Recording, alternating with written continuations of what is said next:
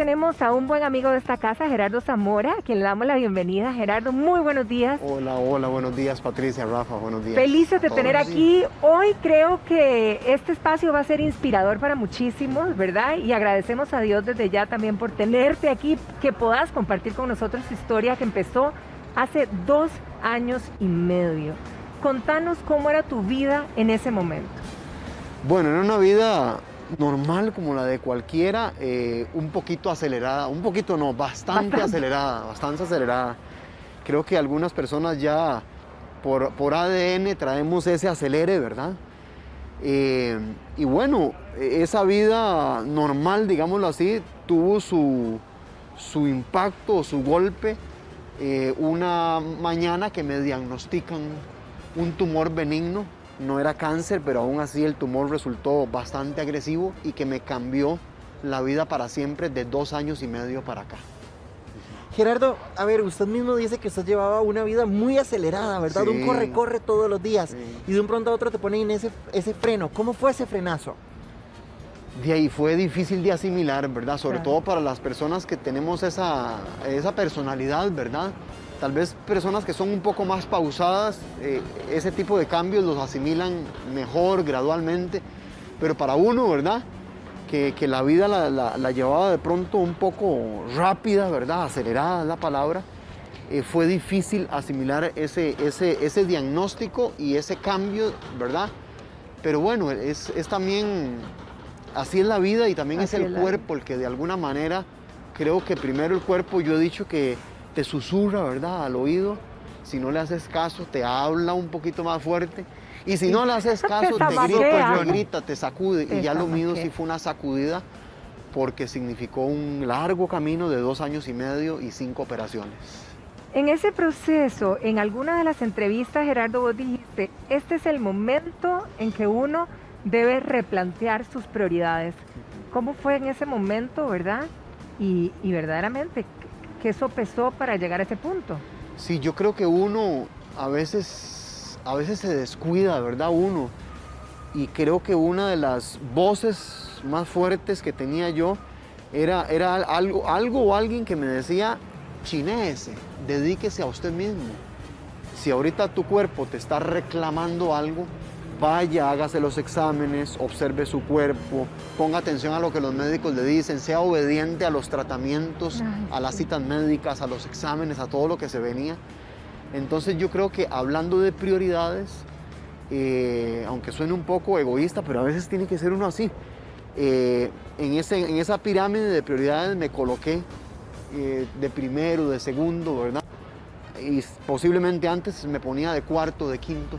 Entonces me coloqué ahí y aprender a amarme, aprender a respetarme, a observarme, a escuchar mi cuerpo y a tener tiempo para mí.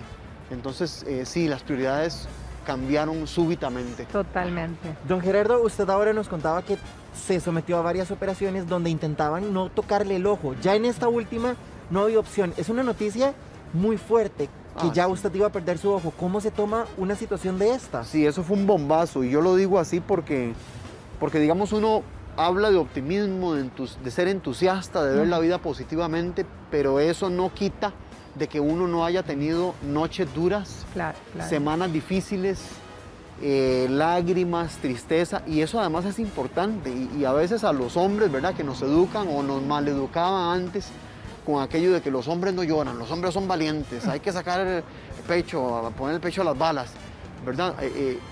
Esto es tremendamente liberador, ¿verdad? Cuando uno se expresa, no importa si uno lo expresa a través del llanto, del dibujo, de la música, del ejercicio, no importa la válvula de escape, pero es importantísimo hacer ese ejercicio liberador, ¿verdad? Entonces, contestando tu pregunta, Rafa, por supuesto, cuando en la 5ª operación me dicen que ya no hay alternativa, y hay que sacrificar el ojo, ¿verdad? En las 4 anteriores habían logrado salvarlo. Eso es tremendo porque te haces muchas preguntas, ¿verdad? ¿Cómo va a ser mi vida con un ojo? ¿Cómo me la voy a jugar? ¿Cómo me voy a ver? Entonces sí te enfrentas por primera vez a preguntas hasta existenciales, ¿verdad? De decir uno, saldré del quirófano. Claro, son súper profesionales los médicos de la caja que me operaron. Pero los del México. temores siempre están. Pero uno es humano, ¿verdad? Claro. Y uno dice, Está asustado. ¿y si no salgo? ¿Y si no salgo del quirófano? Entonces, sí se enfrenta uno a preguntas ahí y a dilemas de la vida muy fuertes. En este dilema de la vida fuerte que te tocó y que te toca y que te ha tocado vivir, ¿verdad? Digamos, en este proceso, ¿son 5 o 6 cirugías las que te han hecho? 5. 5 cirugías. Uno podría decir que ese proceso de 2 años y resto, en esas 4 primeras cirugías, ¿te prepara de alguna forma para esa quinta o verdaderamente no hay preparación? Uno va viviendo cada una de las etapas. Sí, que cada cirugía fue diferente, pero sí, digamos, las 4 anteriores ya psicológicamente me permitían saber más o menos a lo que íbamos, porque los procedimientos médicos se parecen mucho, ¿verdad? Claro. Las etapas de entrenamiento, los exámenes preoperatorios que te hacen. Entonces, digamos que ciertamente esas 4 operaciones anteriores te preparan, pero es que esta quinta tenía un elemento nuevo que era el del ojo. Entonces, es finalmente una pérdida, ¿verdad? Claro. Y las pérdidas hay que irlas elaborando, es un luto, ¿verdad? Que uno vive, es un despedirse. Yo me despedí de mi ojo.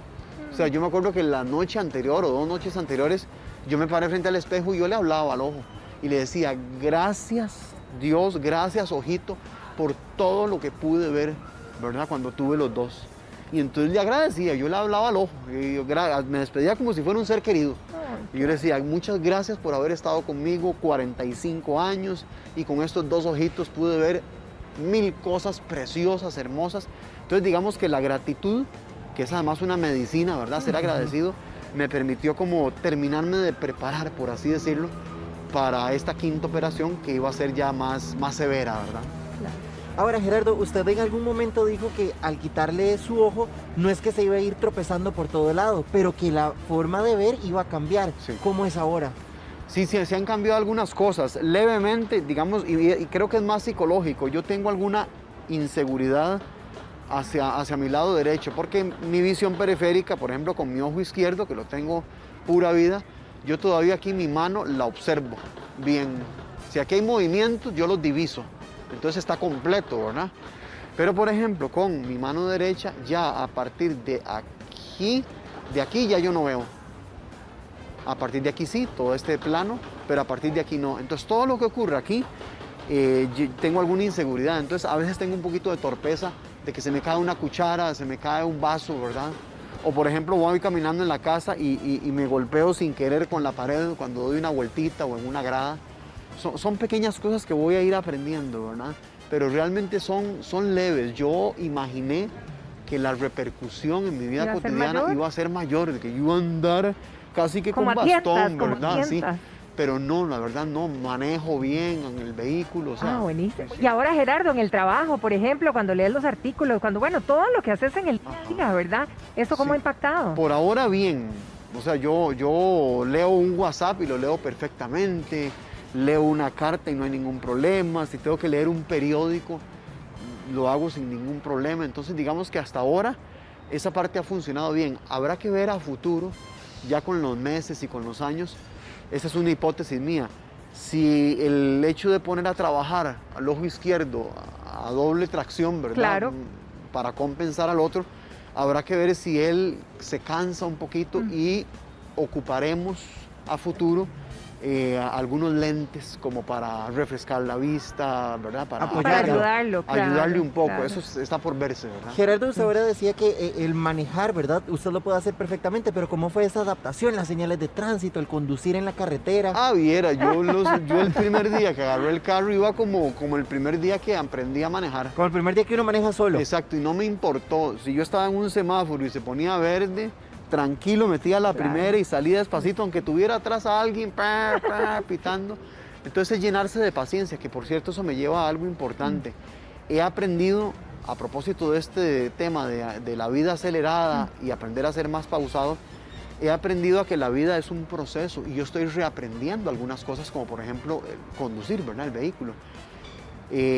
A veces la misma tecnología o el oficio de nosotros como periodistas nos obliga mucho a la inmediatez, a tener resultados correr, ya. Hay sí, que salir sí. al aire ya, con la Sí. noticia ya, hay que tener el resultado ya. Todo rápido. Y esto me enseñó, pero así de golpe, que la vida es un proceso.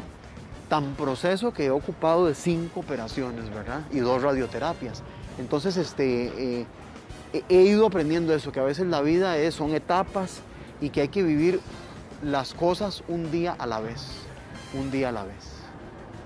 Un día a la vez, la familia, ¿verdad? Ajá. Porque el hecho de haberte despedido, como vos decís, de ese luto, de ese proceso Sí.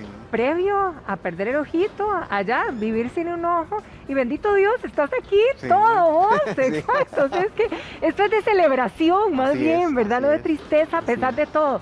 La noticia a Ginés, a tu esposa, a tus hijos, porque sí, son parte primordial. ¿Cómo fue todo eso? Sí, ese manejo fue muy interesante. Bueno, primero decir que la familia, el rol que cumplió y que cumple es de acompañarlo a uno.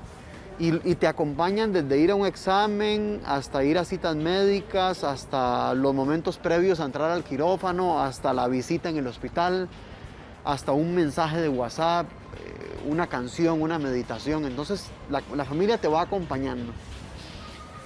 Con los chicos lo resolvimos muy naturalmente. Con los chicos, con ellos hablamos y se les explicó que papito tenía una pelotita detrás del ojo y que había que quitarle esa pelotita, que había que operarlo y que por eso papito se iba una buena cantidad de días al hospital. Entonces con ellos fue como muy sencillo explicarlo. E incluso cuando regresé a la casa, vean que los chicos, los niños, no se hacen bolas, ellos son transparentes, naturales, somos los adultos los que Sí, enredamos sí, la vida y el No mundo, tienen ¿verdad? filtro, ajá. Entonces, por ejemplo, los chicos cuando regresamos, Ginés y yo nos inventamos una cosa que fue pero preciosa, que le llamamos la fiesta pirata. Entonces mis hermanos, los sobrinos, mi madre, Ginés, los chicos, todos, había que llegar, ¿verdad?, con un parchecito de pirata, el queque era de pirata, los manteles con motivo de pirata, la decoración pirata. Claro, era una fiesta pirata para darle la bienvenida a tío, a papá, a hermano que ya venía sin un ojito. Entonces para los chicos eso fue genial porque fue una forma como muy divertida, Claro. lúdica, de darle la bienvenida a una discapacidad, a una persona con una nueva capacidad especial.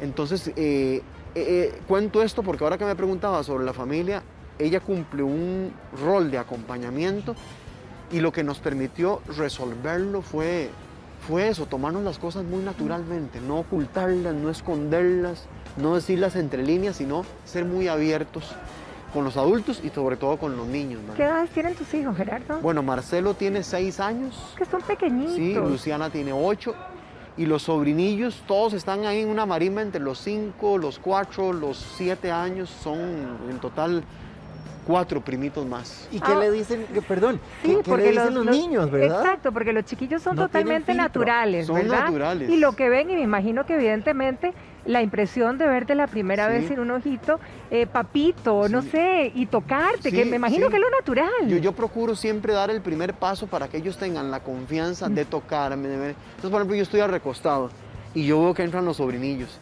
Entonces yo me estiro así y digo yo, ay, qué cosas. Hoy en la mañana lloré porque vi algo en televisión, pero qué salvada, como tengo solo un ojo, lloré por aquí. Entonces el bandido de Andrew, ¿verdad? Se me queda así viendo que es uno de los sobrinos y me dice, sí, porque tenés un solo ojito. Y digo yo, sí, y ahora en la noche voy a ver un partido y voy a chinear este ojito porque solo uno tengo y entonces voy a ver ese partido. Entonces yo trato de romper como el hielo para que ellos muy naturalmente se acerquen y toquen, pregunten, hablen, ¿verdad? ¿Qué te decían? No, mira que es poco, pero sí en algún momento como que me insinuaron o me preguntaron si yo iba a volver a tener ojito.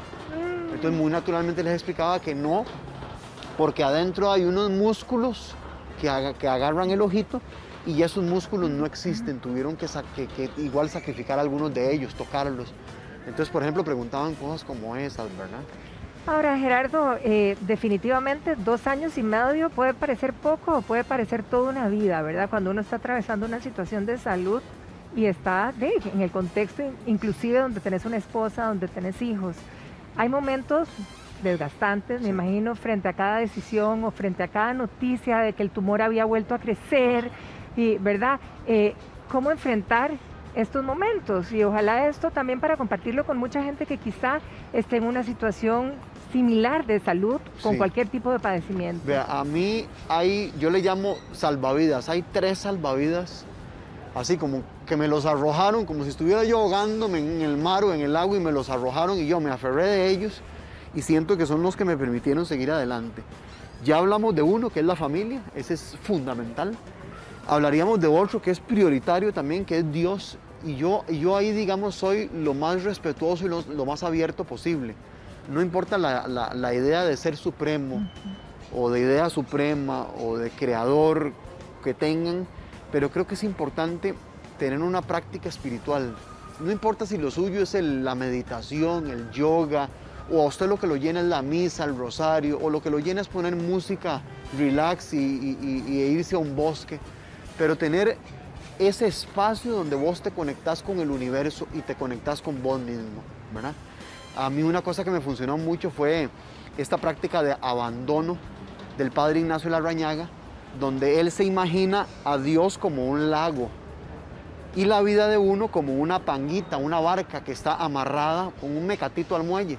Entonces el abandono es zafar ese mecatito y no importa, tírese panza arriba, vea el paisaje, las estrellas, las constelaciones y déjese llevar por la corriente o por el viento, pero con confianza. Entonces yo, antes de cada operación, hacía eso. Yo le decía a Dios, hasta aquí llega lo que yo podía hacer. Fui obediente con tratamientos, con citas médicas, con los exámenes, con todo, y ya no me corresponde lo que viene porque escapa de mi control. Te lo pongo Usted a vos. tiene el control. Exacto. Entonces, ese fue un segundo salvavidas, ¿verdad? Esa cuestión espiritual, que en el caso mío yo, ¿verdad? Veo y veía a Dios como un papá que no me iba a abandonar, ¿verdad? Que lo protege a uno hasta Exacto. cierto punto. Don Gerardo, usted dijo que estuvo un mes en el hospital y que ese mes le sirvió para verse, para acostumbrarse Ajá. y para empezar a acostumbrarse. ¿Cómo fue esa primera vez que se vio al espejo, que ya se sintió sin su ojito? Sí, claro, es impresionante, ¿verdad? Es ver ese uno, imagínese uno viéndose el tarro 45 años de una forma Claro. y de pronto place que uno así viendo y uno dice, ay, como que uno dice una frase y uno dice, mira, era cierto, ya estoy con un ojo. Pero también es la sensación o el alivio de decir, ya pasó y me estoy viendo al espejo, no me caí, no me morí, salí adelante. Salí ¿verdad? de la cirugía, estoy vivo. Exactamente, eso es importante. Y eso conecta directamente con el tercer salvavidas que no les dije ahora, que es una frase muy trillada, que es la filosofía del vaso medio lleno. Si yo me convierto en una persona que al verme al espejo me victimizo y empiezo a decir, ay, pobrecito yo, me falta un ojo, ya no voy a poder ver bien, ya no voy a poder mejenguear bien, ya no voy a poder manejar seguro vehículo, y empiezo a lamentarme y a quejarme y a empantanarme ahí, no, me voy a paralizar y no voy a seguir adelante. El vaso medio lleno es más bien levantar un inventario de las cosas que sí tengo a mi favor. Entonces yo empezaba a decir, bueno, tengo un ojo y con este puedo leer y puedo ver una película y puedo ver un atardecer. Tengo mis brazos, yo puedo abrazar a mi esposa y a mis hijos. Tengo mis piernas y puedo caminar.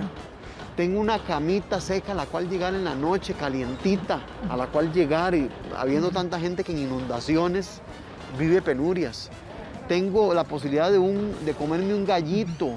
En este país hay gente que no tiene la posibilidad más de una comida al día. Y yo tengo la posibilidad de sentarme por lo menos 3 veces al día a desayunar, a almorzar y a cenar. Entonces, levantás el inventario de las cosas que sí tienes a tu favor y hay un momento en que vos decís, no, hombre, yo estoy súper bendecido, tengo montones de regalos y motivaciones por las cuales celebrar la vida.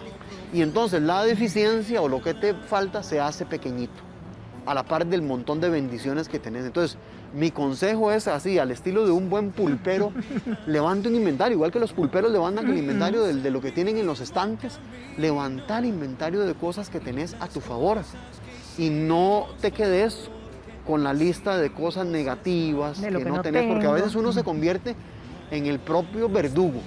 Uno a veces se pone zancadillas uno mismo, ¿verdad? Es el que más zancadillas se pone a veces uno.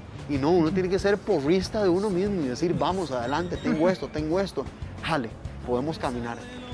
Gerardo, de verdad que muchísimas gracias. Gracias por esta reflexión hermosa. Y con esto tenemos que cerrar para que cale y le quede a cada uno en sus Con este corazones testimonio. y empezar a hacer esa lista de pulpería para ponerla en práctica. De verdad que muchísimas gracias por compartir tu historia con nosotros hoy. Muchas gracias, Y Patricia. gracias a Rafa. Dios, de verdad. Gracias. Muchísimas De gracias. verdad, yo estoy seguro que Dios va los hilos de la vida moviéndolos y que va a saber uno, ¿verdad? Que llegamos en el momento oportuno a una Amén. pareja, a un trabajador, a una trabajadora, a un adolescente que ocupaba tal vez escuchar alguna frase que escuchó Algo, y así la es. capturó, la agarró para seguir adelante. Entonces yo celebro esas Y cosas con eso demasiada bendición. y le agradezco a toda la familia de Repretel por la invitación. No, Muchas gracias a vos. gracias. Feliz día para vos.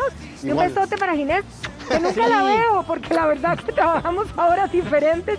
Pero mil gracias, de verdad que sí. Feliz día. A ustedes, gracias. Muchas gracias.